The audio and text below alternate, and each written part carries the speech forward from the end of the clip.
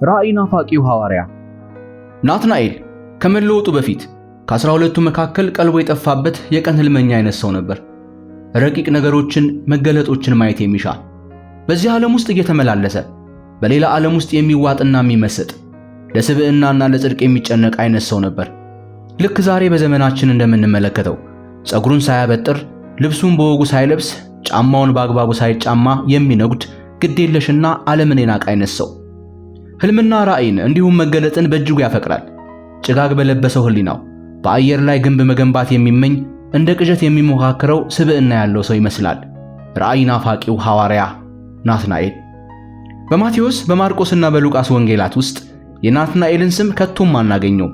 ግን በእነዚህ ወንጌላት ውስጥ በርቶሎሜዎስ የሚለው መጠሪያው የእርሱ ነው። በዮሐንስ ወንጌል ውስጥ ደግሞ ናትናኤል የሚለው ስም ተጠቅሶ እናገኘዋለን። እረ ለመሆኑ እንደ ናትናኤል ያለ ግድ የለሽ የመሰለ ሰው፣ የህልም እንጀራን ማለም የሚናፍቅ ሰው እንደምን ለሐዋርያነት ሊመረጥ ይችላል? በእግዚአብሔር መንግሥት ግንባታ ላይስ እርባና ይኖር ይሆን? ምክንያቱም እርሱ በምድር ላይ ሆኖ ስለ ሌላ ዓለም የሚያስብ ፍጡር ነው። ኃላፊነት ቢሰጠው በብቃት ይወጣዋል ተብሎ የሚተማመኑበት ሰው አይመስልም።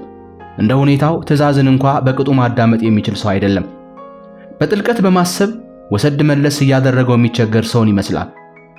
በዚህ መሰረት አንዱንም የታዘዘውን ሳይፈጽም ጉልበትና ጊዜን የሚያባክን እንጂ ረብ ይኖረዋል ተብሎ ፍጹም አይገመትም። ደግሞ ፈጣንም አይመስልም። መደረግ ያለበትን ነገር አስፈላጊነቱን ቢያምንበትም መቼ መሰራት እንዳለበት ለይቶ አያውቅም። ያም ሆነ ይህ ለሌላው ህብረተሰብ ቢጠቅምም ባይጠቅምም ናትናኤል ግን በራሱ በዚህ እንግዳ በሆነ ባህሪው የሚደሰትበትና የሚረካበት ይመስላል። ብዙዎች ሰዎች የራሳቸውን ሕይወት በእቅድ ለመምራት በሚያስችላቸው መንገድ መርሃ ግብር ይኖራቸዋል፣ ቢበዛም ቢያንስም። ናትናኤል ጋር ግን ይህ አይነቱ ልምምድ ዋጋ ያለው አይመስልም። ጌታ ኢየሱስን ቢመርጥ ለምን እንደሆነ ሊገባን ወይም ለመገመት አንቸገርም። በሥጋ ስንመለከተው ታሪኩንም ከመጽሐፍ ቅዱሳችን ውስጥ ከፍተን ስንመለከተውና ስንረዳው ጴጥሮስ የሚተማመኑበት አይነት ሰው ይመስላል። ጠንካራ ሰራተኛና ንቁ መንፈስም ያለው ሰው ነው። የ10 ሰውን ያህል ብልህነትና ተፈጥሮ ያለው ሰው ነው። በተጨማሪም ጌታ ፊልጶስን ቢመርጥ ከቶም ላይገርመን ይችላል። ይሄውም ቢያንስ ጭንቅላቱንና ከፍተኛ የሥራ ስሜቱን ሊጠቀምበት ይችል ይሆናል ብለን መገመት እንችላለን። ሌላው ቀርቶ እንድርያስን ቢመረጥ እንኳ ጉዳዩን መረዳት እንችላለን። ምክንያቱም እንድርያስ ራሱ በእግዚአብሔር መንግሥት አወቃቀር ላይ የሚያበረክተው የራሱ ድርሻ ሊኖረው እንደሚችል ይገባናል። ለእግዚአብሔር መንግሥት ግንባታ የሚሆን ማለፊያ የሆነ ተሰጥኦ አለው። ይህ ሰው ወደ ጌታ ኢየሱስ በመጣ ጊዜ ጌታችን በአንዴ ሥጋውን ብቻ ሳይሆን መንፈሱንም ዘልቆ ተመለከተው። እርሱ እንደሆነ እኛ በቅዠታምነቱ የተረዳነውን ናትናኤልን እውነቱንና ማንነቱን አላጣውም። እርሱ ሰውን ከላይ በሚያየው ንግግሩ ወይም ቃላት ማሳመሩ ሳይሆን የውስጥ ማንነትን ስለሚያውቅ ናትናኤልን በሚገባ ያውቀዋል። በዮሐንስ ወንጌል በምዕራፍ 1 ቁጥር 48 ላይ ስለዚህ እውነት እንዲህ ይነበባል። ኢየሱስ ናትናኤልን ወደ እርሱ ሲመጣ አይቶ ስለ እርሱ ተንኮል የሌለበት በእውነት የእስራኤል ሰው እነሆ አለው። ወገኖች፣ ይህ ቀላል ምስክርነትና ማረጋገጫ አይደለም። ይህ ማለት ሰውየው ተንኮል የሌለበት፣ ግብዝነት ያልነካው፣ መሰሪነት ያልበከለው፣ ሰይጣናዊ አስተሳሰብ ያልበረዘው ልበ ንጹሕ ሰው ነው ማለት ነው። ስለዚህ ይህን አይነት ምስክርነትና ማረጋገጫን ሁሉን በሚመረምርና በሚያውቅ አምላክ ማግኘት ማለት ምን ማለት እንደሆነ እስቲ አስቡ። ናትናኤል ምንም እንኳ ቀባጃሪና ቅዠታም መስሎ ቢታይም ያ ሁሉ ሁኔታው ለአጥፊነት ተልኮ አልነበረም። ከሰው ጋር በሚያደርገው ውይይት ቃላቶችን እንደ አክርማ እየሰነጠቀ የራሱን ትርጉም የሚሰጥና ለምላሹ የሚያደባ ሰው አልነበረም። የሚሰማውን ስሜት እዛው ፊት ለፊት የሚናገር የግንባር ሥጋ አይነት ሰው ነው። አስተውሉ። ስለዚህ እኛ ቅዠታም ነው ብለን ለገመትነው ሐዋርያ የእግዚአብሔር መልስ ግን ሌላ ነው። እውነቱና ማንነቱ የዋህነት፣ አስተሳሰቡና ሕሊናው በሰማያዊ መንግሥት ረሃብና ጥማት ተወርሷልና ለግብዝነት፣ ለጥፋትና ለመሰሪነት ጊዜ ያልነበረው ድንቅ ሰው። ስለ ናትናኤል ከጌታ ዘንድ ይህን አይነት አስደናቂ ማረጋገጫ እስካገኘን ጊዜ ድረስ አስቀድሞ ግን ስለ እርሱ ያለን አመለካከት የጠየመ እንደነበር አይጠረጠርም። ባልንጀራው ፊልጶስ አስቀድሞ ጌታን አግኝቶ ነበር። እግረ መንገዳችንንም የእርሱና የፊልጶስ ወዳጅነት ግራም ያጋባ መሆኑንም ልናሰምርበት ይገባል። ምክንያቱም ፊልጶስ የምድሩን የሚያስብ፣ ናትናኤል ግን የሰማዩን በማሰብ የተጠመደ ነው። ፊልጶስ በልቦናው ቀልቡ ትክክል ስለነበር ከሌሎች ሰዎች ጋር መስተጋብር ለመፍጠር የማይቸገር ሰው ይመስላል። በአንጻሩ ናትናኤል ግን ቀልቡ ስለሌለ ሁሌ በሕልም ዓለም የሚዋዥቅ ፍጥረት ነው። ሊሰራ ባሰበው ነገር ላይ ፊልጶስ ፈጣን የሆነ ተግባራዊ ምላሽ ለመስጠት ጎበዝ እንደሆነ መገመት አያስቸግርም። በዛው ልክ ናትናኤል ደግሞ እጅግ ቀርፋፋ ይመስላል። ስለዚህ የእነርሱ ባልንጀርነት አስገራሚና አስደናቂ የሚሆነው ለዚህ ነው ማለት ነው። ለማንኛውም ፊልጶስ ኢየሱስን ካገኘ በኋላ በቀጥታ ወደ ወዳጅ ወደ ናትናኤል ዘንድ በመሄድ ስለ ጌታ ከሙሴ ሕግ ከነቢያት ትንቢት አጣቅሶ መሰከረለት። ይህንን በዮሐንስ ወንጌል ምዕራፍ 1 ቁጥር 45 ላይ እናገኛለን። ምናልባትም ከምስክርነቱ በኋላ ናትናኤል እውነትህን ነው፣ ይህንን ምስክርነት ከሌላ ሰው የሰማው ብሆን የምትለኝን ለመቀበልና ለማመን ብዙ ቸገርበት ይሆናል። ግን አንተ ጓደኛዬ ከመሆንህም በላይ ነገሮችን በተጨባጭ ካልሆነ በቀር የማትቀበል ነህ። ታዲያ እውነትም አንተ የምትለኝ ኢየሱስ የሙሴ ሕግና የነቢያት ትንቢት ፍጻሜ መሆኑን እንዴት ልትቀበል እንደቻልክ ካንተ ከራስህ አንደበት ስሰማ በጣም ገርሞኛል። እንደነገርከኝ ከሆነ ሰውየው የመጣው ከናዝሬት ነው። ነቢያት ግን የተነበዩት መሲሁ ከዋና ከተማችን ከኢየሩሳሌም አልያም ከቤተልሔም እንደሚመጣ ነው ብሎ ያናገረው ይመስላል። ይኸውም በዮሐንስ ወንጌል ምዕራፍ 1 ቁጥር 46 ላይ እንደምናገኘው ናትናኤል አፉን ሞልቶ ከናዝሬት መልካም ነገር ይወጣልን ብሎ ነው የጠየቀው።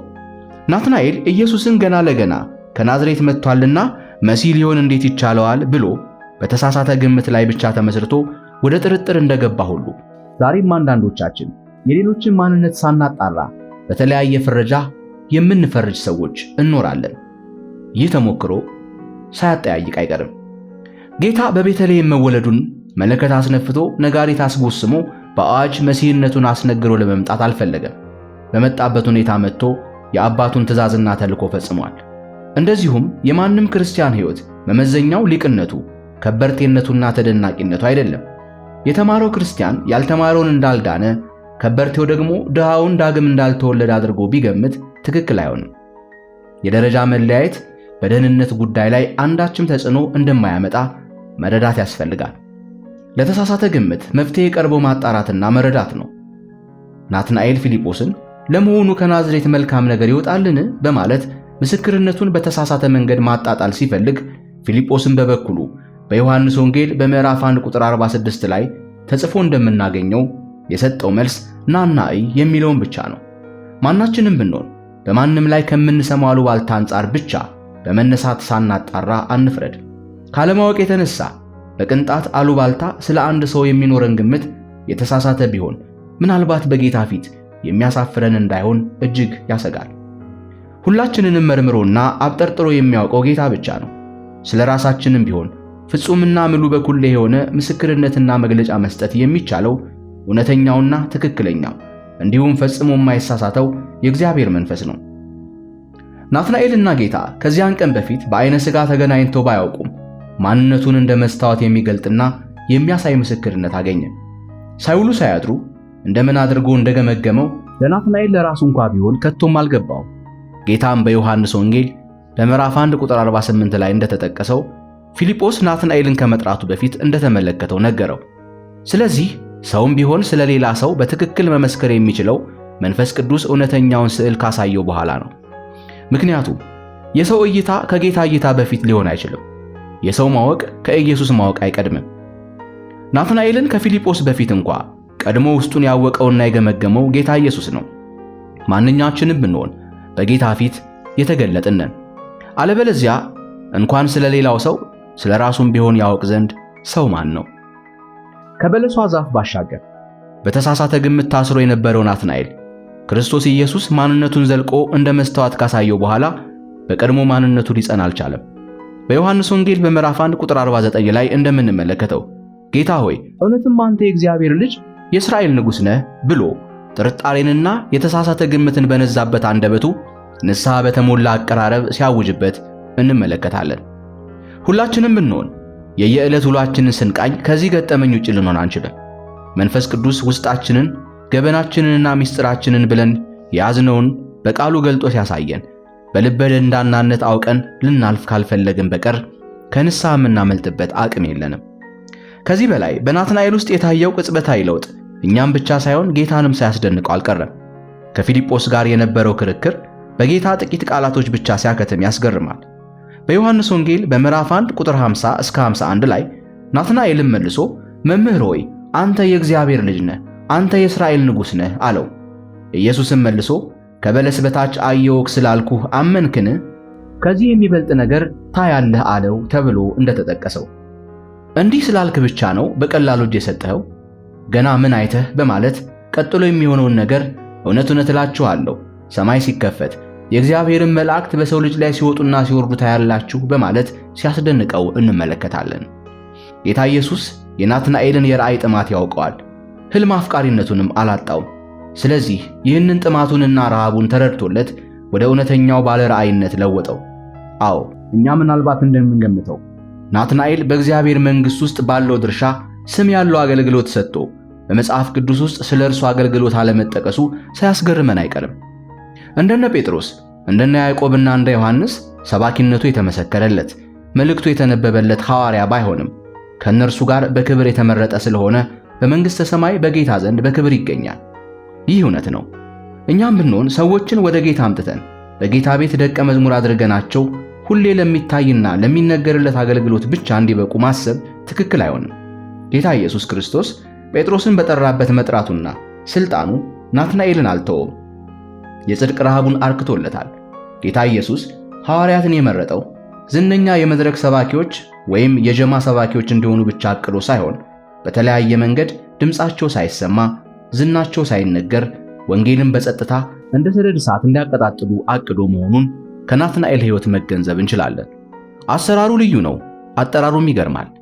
ስለዚህ ሐዋርያ በወንጌላት ውስጥ ተጽፎ የምናገኘው ታሪክ እስከዚህ ድረስ ብቻ ነው። ቀሪ ዘመኑ እንዴት እንዳሳለፈና እንደፈጸመ የምናገኘው የቀድሞ የቤተ ክርስቲያን አባቶች ቀርጸው ባስተላለፉልን ዝክረ ታሪክ ውስጥ ነው።